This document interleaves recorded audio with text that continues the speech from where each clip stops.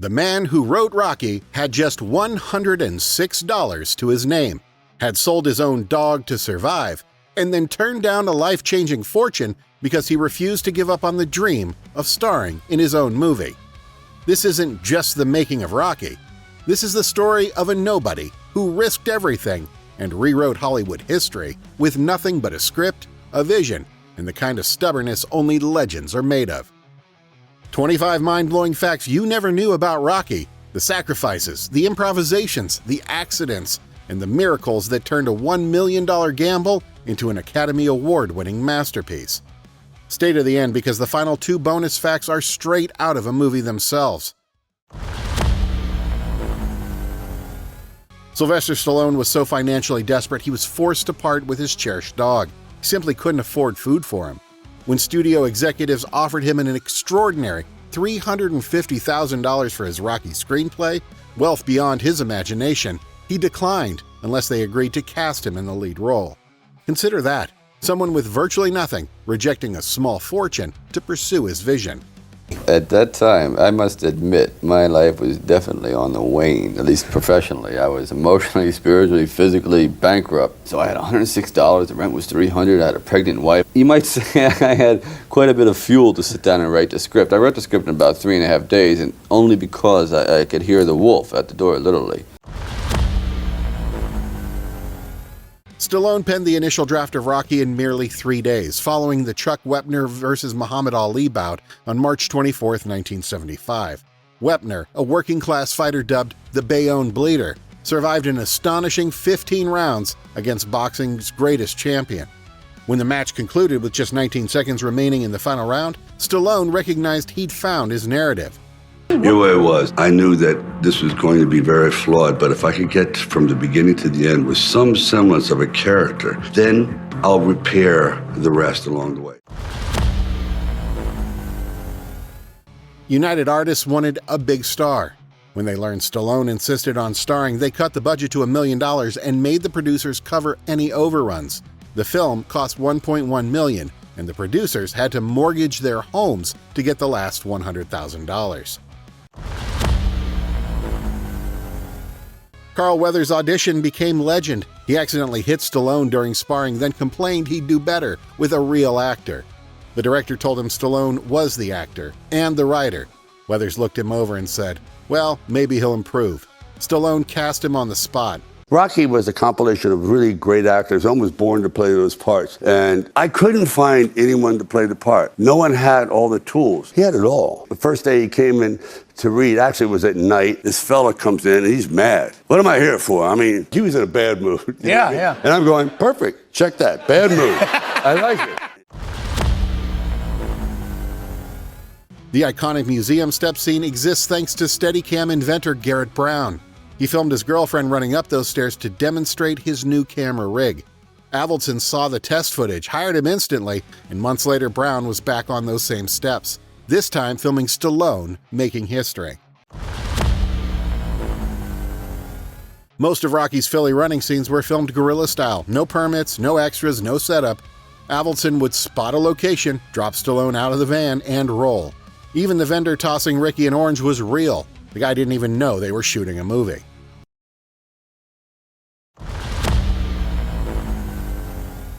The complete production was captured in a mere 28 days, what Stallone described as the gestation period for a water bug. Despite the lightning-fast schedule, the production achieved something extraordinary and became 1976's top-earning film. In a production that cost just over $1 million, what proved to be the single priciest expense? Cosmetic effects. Producing the authentic damage from the intense fight sequence demanded more funding than virtually any other production element. And they were pressed out of plastic. That way they could glue on and take a Q-tip with acetone on it, go around the edges, and dissolve it right into his eyes. So when you see the close-ups of Rocky, you'll notice all these little cuts over his eyes. And every single pair came out of this little mold here. I have actually used these today when something came up where I needed a swollen eye. And I've used the same pieces. And of course, people are always, actors today are thrilled when they say, this is something I used on Stallone. You know, they're thrilled, I'm wearing Stallone's pieces. The cherished sequence at the skating rink was originally planned with 300 background performers. When Stallone showed up to record the sequence, there was merely one extra present. Dismayed, he rapidly reconstructed the scene immediately into the personal moment that became among the franchise's most beloved sequences. Occasionally, constraints produce brilliance. Aren't you skating? Nah, I ain't skated since I was 15. You know, that's when I started fighting, when I was 15. Skating's kind of bad for the ankles, you know? Yeah. You're a pretty good skater, aren't you? You know, like I always say. The advertisement displayed above the boxing ring depicts Rocky in red trunks with white stripes when he's actually wearing white trunks with red stripes. The props team couldn't afford to correct their error, so Stallone ingeniously crafted a scene where Rocky himself highlights a mistake. The identical situation occurred with his oversized robe. Instead of hoping viewers wouldn't detect it, the character simply acknowledges it. Absolute brilliance. Mr. Jergens, the poster's wrong. What do you mean? Well, I'm wearing white pants with a red stripe. Rocky's canine Butkus was Stallone's genuine pet. Even more heartwarming, following production completion, Stallone retained the tortoise's cuff and link, and as of 2019 they remain alive and thriving, over 40 years afterward. They also made appearances in Rocky Balboa 2006. Those tortoises represent living fragments of motion picture history. Butkus! Hey, Butkus, come here, kid. Come here.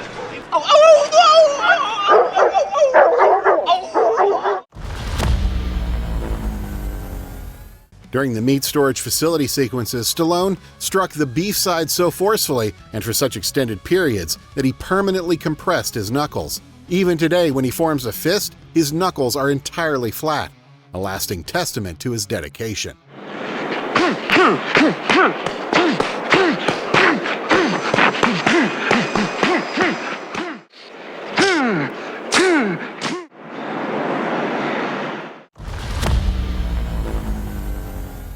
Filming was way behind schedule when they reached Rocky's late-night confession to Adrian.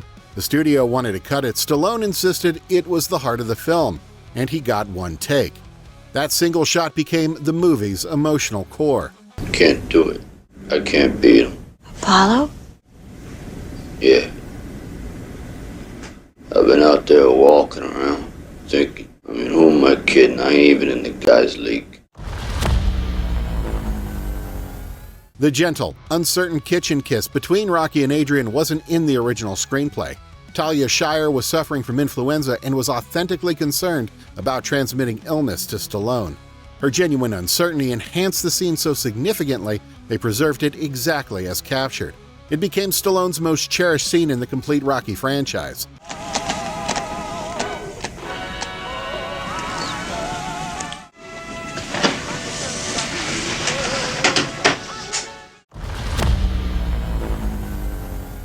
When the fight choreographers departed due to artistic disputes, director Avildsen instructed Stallone to go home and literally map out the complete fight on paper. Stallone came back with 32 pages of precise instructions. Rocky delivers a left, Creed retreats, Creed moves right, Rocky counters. He and Weathers memorized it like performers rehearsing for a ballet. We're just working on, let's do that last part where you hit me left, right from here. Okay. From here to Left, right. Right. Okay, so I want to be down like this. Right. Hit me the jab, slow. Jab. All right, now here's the, Right okay. there. Because I really want to go flying into these ropes. All right. Okay. Okay, so just the combination left-right. Yeah, so. Stallone and Weathers rehearsed the 32-page fight like a ballet for over 35 hours. Even with all that precision, they still got hurt. Stallone cracked his ribs and Weathers injured his nose, the opposite of their characters' injuries.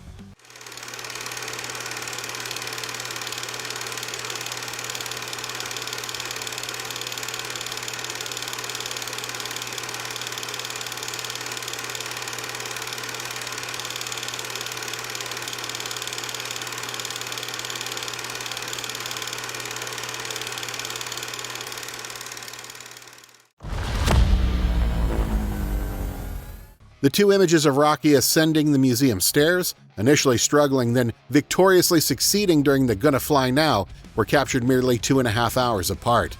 The initial one before daybreak when he falters, the subsequent one following sunrise when he triumphs over them. Flawless visual narrative.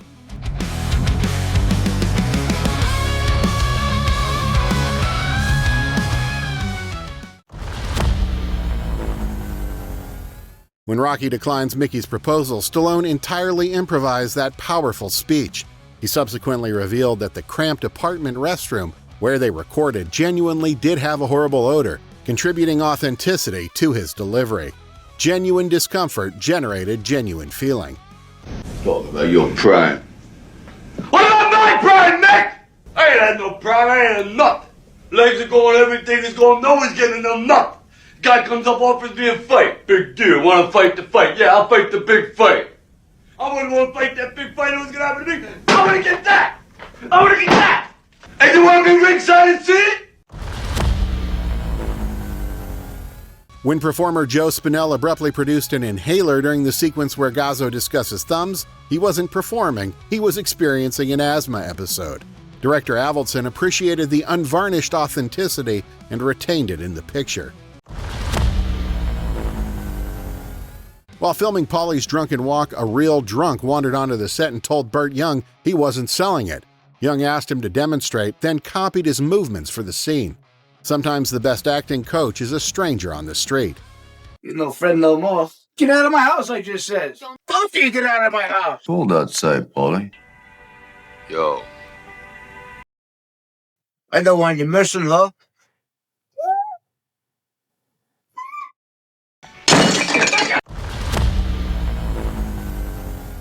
The financial constraints were so severe that when Paulie hurls the Thanksgiving turkey through the door, a production member was positioned outside deliberately to retrieve it so they could utilize the bird again.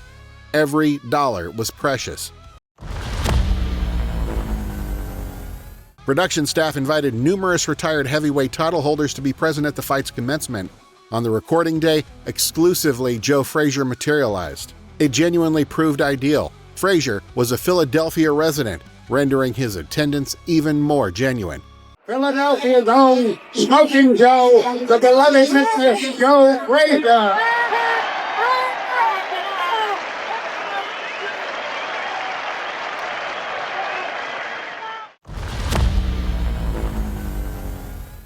Following Rocky's debut, Elvis Presley reached out to Stallone and extended an invitation to Graceland with a film copy. Stallone was excessively nervous to encounter the king, but he did dispatch a copy. Elvis viewed it with companions shortly before his passing, the supreme underdog narrative connecting with the planet's biggest celebrity. During the first cut, they realized Adrian was missing from the final fight, so they shot a new scene of her rushing into the arena and Rocky ignoring the chaos just to find her. That last-minute fix created the perfect emotional ending. Rocky didn't merely succeed, it became 1976's top-grossing picture and captured the Academy Award for Best Picture, defeating Taxi Driver, Network, and All the President's Men. It was the initial sports picture ever to capture Best Picture. And the winner is Rocky Irwin. Recall how Stallone parted with his dog due to poverty? When he sold the Rocky screenplay, he located the dog's current owner and purchased him back for $15,000, approximately 375 times what he received for him. Then he provided the dog a featured part in the picture. That's a supreme full-circle moment of devotion and restoration. Yeah, what I would be missing, but the temptation started to come forward. First it was 25 grand and $100,000. I never heard of 100,000 because I had like $106 in the bank, and like I said, I had to sell my dog, and things were not looking very, very good. My $40 car had just blown up, so I was taking a bus to work, but still, it didn't matter. I wanted to stick with it. Then it went up to 150,000, 175,000, and it went up to 250. Stallone and Avildsen almost fought over the ending. Stallone wanted Apollo's win to be clear. Avildsen cut it so vaguely viewers couldn't tell. That clash created the perfect bittersweet finish. Rocky loses the fight, but wins everything that matters. We have had the privilege of witnessing the greatest exhibition of fact and standing up in the history we have a split decision. Judge Walker will win. Rocky isn't a boxing movie, it's a story about refusing to surrender when the world tells you to quit.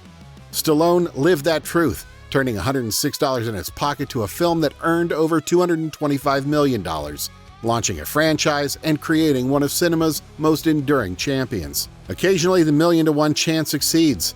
That's the genuine knockout blow of Rocky's enduring impact. If these behind-the-scenes facts blew your mind, hit that like button and tell me in the comments which classic movie you want next. Keep watching, keep feeling, and never stop chasing the magic of cinema. I'll catch you in the next one.